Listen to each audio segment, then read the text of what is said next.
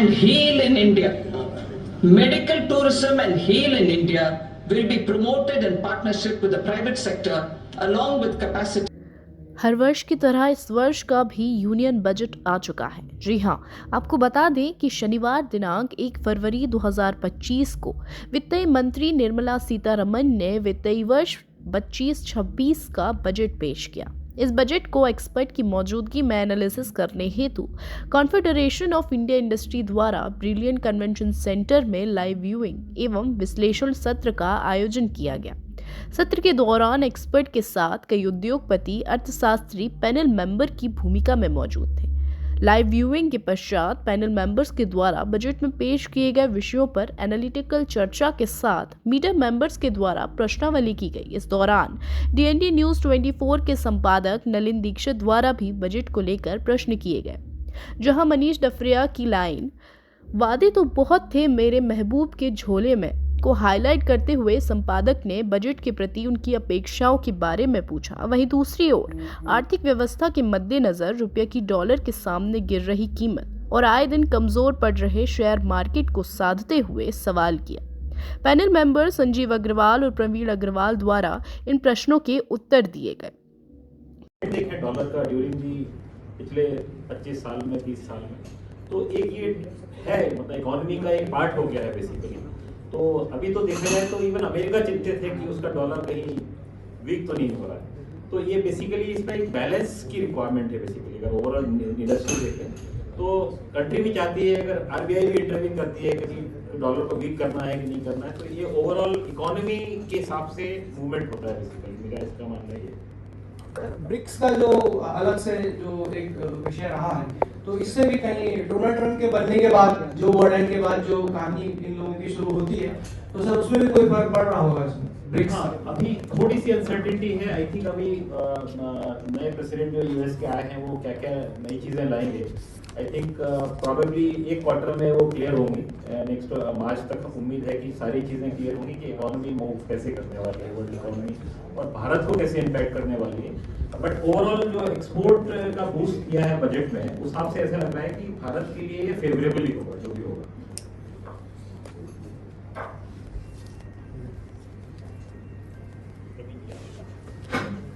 जहां तक आपने ब्रिक्स कंट्री और डोनाल्ड ट्रंप की बात करी, अभी तो डोनाल्ड ट्रंप ने अपना पक्ष रखा है कि वो क्या चाहते हैं।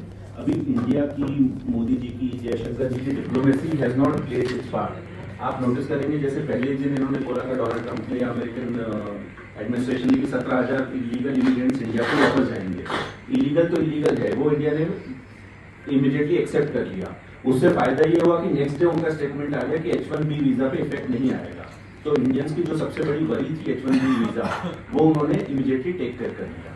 तो अभी डोनाल्ड ट्रंप वाले मुद्दे पे कहना बहुत जल्दी है इंडिया के पर्सपेक्टिव से। वो अपना एक्शन प्लान लेके बैठे हैं, कर रहे हैं, बट उसमें इंडिया कैसे चीज़ों को बैलेंस करता है, नेक्स्ट मंथ शायद मोदी जी और डोनाल्ड ट्रंप जी की मीटिंग भी है।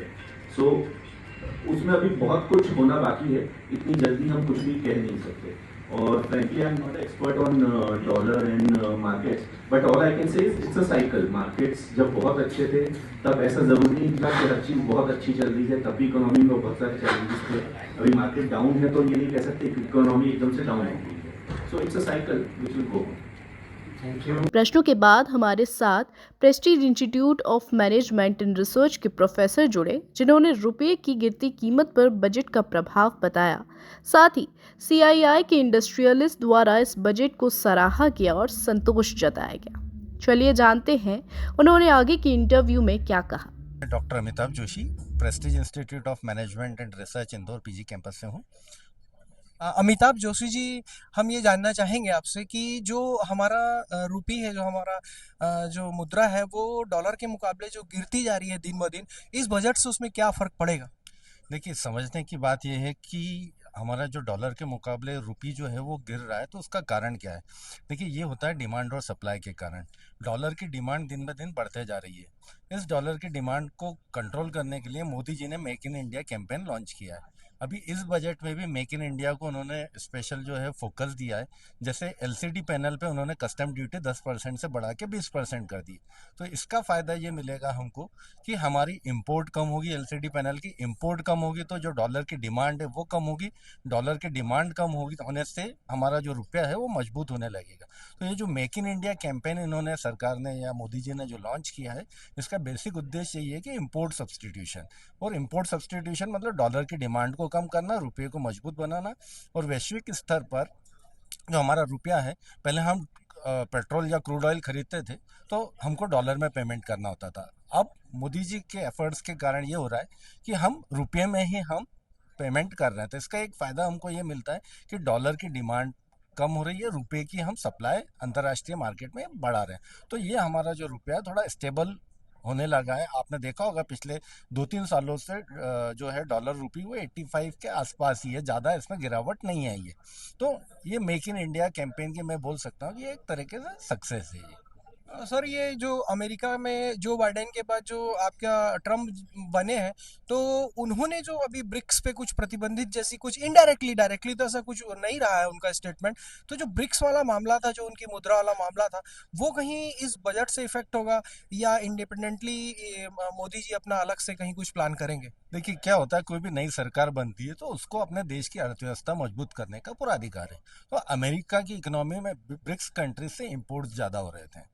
अब इंपोर्ट ज़्यादा हो रहे थे तो ट्रम्प का ये कहना है कि हाँ ठीक है, हम अमेरिका में इंपोर्ट करते हैं आपके देशों से, लेकिन हमारे जो एक्सपोर्ट्स हैं उस पर जो आपने कस्टम ड्यूटी लगा रखी है उनको आप रिलैक्स करिए या दूसरे देशों के बराबर आप करिए। तो ट्रम्प का ये जो अटेम्प्ट है वो अमेरिकन इकोनॉमी को मजबूत करने के लिए, किसी दूसरी इकोनॉमी को नीचा करने के लिए नहीं है। वो सिर्फ अपने देश के लिए, जैसे मोदी जी हिंदुस्तान के लिए कर रहे हैं, वैसे ही ट्रम्प जो है वो अमेरिकन इकोनॉमी को स्ट्रांग करने के लिए कर रहे हैं। तो इसमें भारत को हमको एज ए कंट्री चिंतित होने की जरूरत नहीं है। ट्रम्प सरकार हमेशा भारत के लिए मदद करती रही है, चाहे वो आतंकवाद हो, चाहे कोई भी मुद्दा हो, तो ट्रम्प सरकार हमेशा भारत सरकार को या मोदी जी को सपोर्ट करते हैं। तो सर एक छोटा सा प्रश्न और था, ना आपका ज़्यादा समय लेते हुए मेरा एक छोटा सा प्रश्न और था।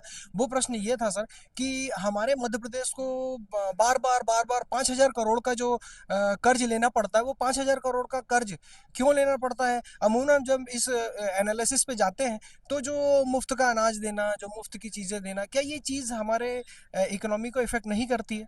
करती है, बिल्कुल करती है। और इसका असर ये आता है कि जो मिडिल क्लास वर्ग जो अभी तक शिकायत करते आ रहा था, वो इसी कारण से करते आ रहा था कि मिडिल क्लास वर्ग ईमानदारी से अपना टैक्स भरता है, लेकिन सरकार की जो योजनाएं आती है, जितनी भी आप योजनाएं देखेंगे, मुफ्त राशन है या मुफ्त कोई भी चीज़ है, वो सिर्फ लोअर वर्ग के लिए रहती है, जो जिनका मतलब एक तरीके से जो योगदान अर्थव्यवस्था में कम होता है।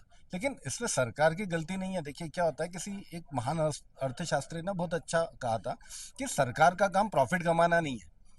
मतलब सरकार जो है वो फायदा कमाने के लिए नहीं, वो बिजनेसमैन है, प्रॉफिट कमाना। सरकार का मेन उद्देश्य समाजवाद, सोशल सिक्योरिटी जो है पैदा करना देश की अर्थव्यवस्था में। तो वो सरकार, हमारी जो मध्य प्रदेश सरकार है, उसका जो काम है अभी ये ठीक है, लोन लेते हैं, लेकिन मुफ्त की योजनाओं को बंद करना चाहिए, इन्होंने धीरे धीरे कम करना चाहिए, ताकि जो लोन लेना है या जो बोझ आ रहा है, आर्थिक बोझ आ रहा है प्रदेश में, उसको कम किया जा सके। तो सर हमारा मानना ये है, मीडिया के एस्पेक्ट से हमारा मानना ये है कि अगर इन मुफ्तखोरियों को बंद किया जाए और कहीं ना कहीं इसे इंफ्रास्ट्रक्चर में लगाया जाए और सब्सिडाइज चीज़ों में लगाया जाए, सब्सिडाइज वेज में सोचा जाए कि किसानों को सब्सिडी दी जाए, तो इस बारे में आपका क्या विचार होगा सर? जैसा कि आप कह चुके हैं कि मुफ्त का सामान देना, ये चुनावी घोषणाओं का जो विषय होता है, ये जो है कम करना, ये इस बात से आप तो सहमत हैं, लेकिन इसे कहीं अगर किया जाए तो फार्मर्स के लिए किया जाए, कहीं सब्सिडीज और जीएसटी के बारे में विचार किया जाए, 28% जीएसटी और किसानों की सब्सिडी को बढ़ा दिया जाए और इस मुफ्त के अनाज को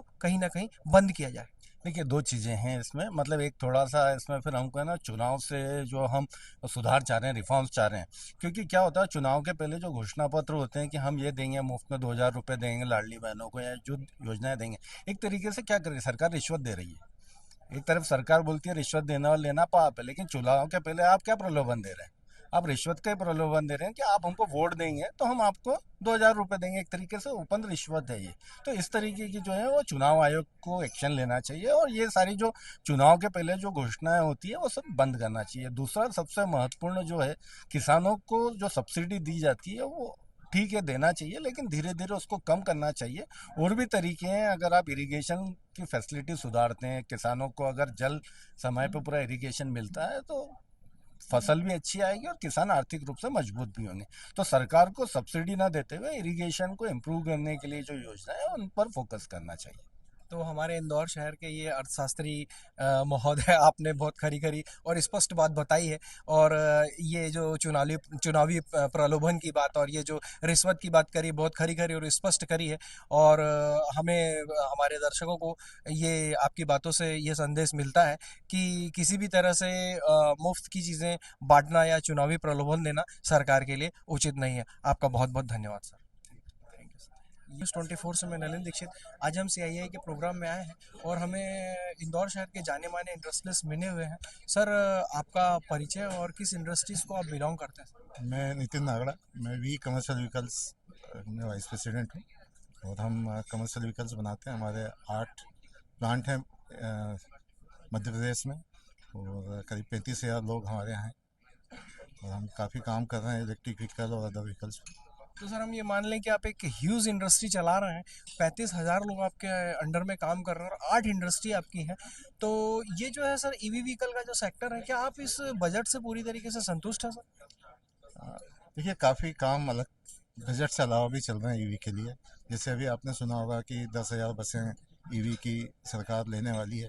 तो ये बजट एक स्टिमुलेटिंग है, लेकिन कुछ चीज़ें ऑलरेडी चल रही हैं। हाँ, इस बजट में ईवी के लिए सबसे अच्छा काम ये हुआ कि ईवी बैटरी के लिए पहले जो 2-3 पार्ट ही में कस्टम ड्यूटी एग्जम्पशन था, वो काफ़ी और पार्ट्स में कस्टम ड्यूटी का एग्जम्पशन उन्होंने दिया है। तो ईवी बैटरी मैन्युफैक्चरिंग काफ़ी एक्सपांड होगी और हमारे यहाँ मध्य प्रदेश में चूँकि हम हैं और इंडस्ट्री आ सकती हैं, तो एक ईवी बैटरी मैन्युफैक्चरिंग का काफ़ी स्कोप बनेगा।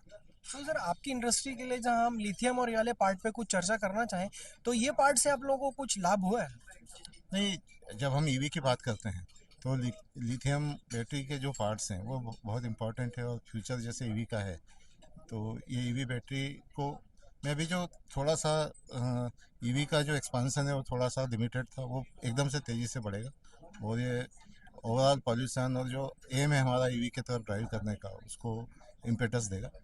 तो इससे इम्पेटस मिलेगा सर को, ये आपका कहना है। जो हमारा प्रश्न आपसे ये था कि एज ए इंडस्ट्रीज जो था आपका, ये जो बजट रहा, ये एक्सीलेंट रहा, एवरेज रहा या कि बिलो द एवरेज रहा सर? नहीं, ये बजट बहुत अच्छा है। ये न सिर्फ इंडस्ट्रियलिस्ट बल्कि आम जनमानस के लिए काफ़ी अच्छा इम्पैक्ट कम से कम देगा। और अगर ये जो भी घोषणाएं की गई हैं वो ठीक से इम्प्लीमेंट की गई तो निश्चित ही एक विकसित भारत 2047 की दिशा में एक बहुत अच्छा प्रयास रहेगा। मोदी जी और उनकी सरकार अभी तो ऐसा लग रहा है कि उस दिशा में बिल्कुल सही इंटेंट के साथ आगे बढ़ रहे हैं। अब उसका इम्प्लीमेंटेशन पे कितना वो प्रेशर करेंगे, मैंने पहले भी कहा था कि implementation is the key.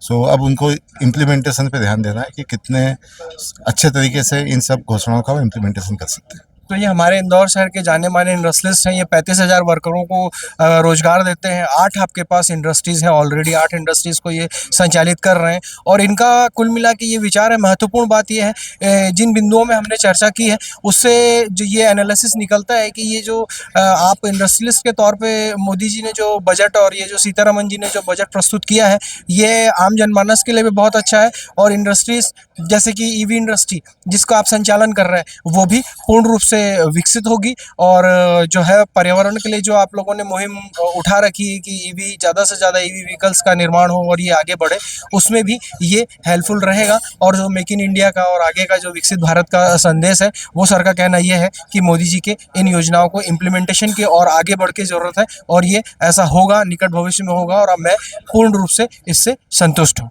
Thank you. Thank you sir. Thank you.